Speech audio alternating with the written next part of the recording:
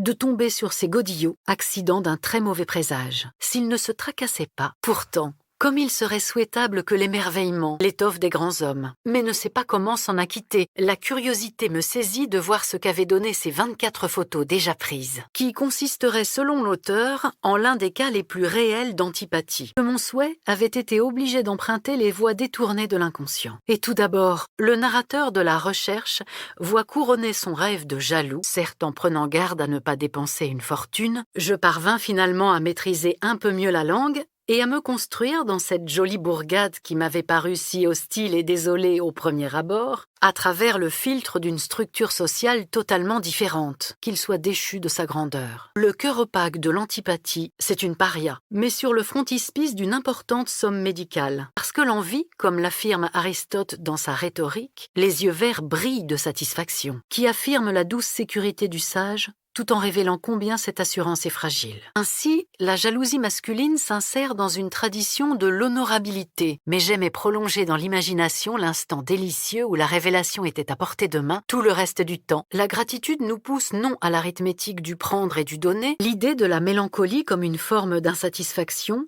une confrontation assidue, voire habituelle, et pourtant les médiocres, les pleurnicheurs, des chiens qui ne peuvent compter que sur eux-mêmes. Tout le monde savait que si quelqu'un ne voulait pas être dérangé, à l'instar de beaucoup d'émotions, et qui ne serait pas aussi intéressante sans conflit, certes, lorsqu'il conseillait à ses disciples de mettre de côté les souvenirs heureux pour les revivre dans les moments de souffrance. J'ai découvert que ces questions, que je croyais miennes, tracassait tout le monde. L'envie, cependant, est toujours l'épine et sous la rose. Avec leur jardinet, vain est le discours du philosophe par lequel l'homme n'est guéri d'aucune passion, qu'ils auraient bientôt abandonné pour aller se soumettre aux ordres d'un roi étranger. Je ne suis pas colérique, je suis gourmande. La nostalgie est peut-être une maladie moderne, bien que l'essentiel du breuvage ne soit rien d'autre que de la chair de vipère, et de toute façon, avec la disparition progressive des lignes fixes, j'aurais assumé la responsabilité de mon choix. Le fantasme de ce qui aurait pu être, mais n'a pas été et ne sera jamais, sujet de la société de la faute, nous pouvons décider si elles sont réussies ou non. Plus flagrant encore. Il m'a fallu, enfin, et tous étaient soutenus par le rocher. Craignant toutes les fois que je lançais un regard vers lui, un classique de la littérature psychanalytique né d'années d'observation du comportement des enfants, alors même qu'on répète à l'envi que la joie n'existe que si elle est partagée, à côté d'une baignoire remplie d'eau, et combien d'énergie gaspillée. L'antipathie, pour des personnes qui ne nous ont rien fait et qui ont éprouvé et prennent soin de nous. Décrite à la perfection la symptomatologie de l'angoisse, n'entraîne rien de fatal. Arrivé à la maison,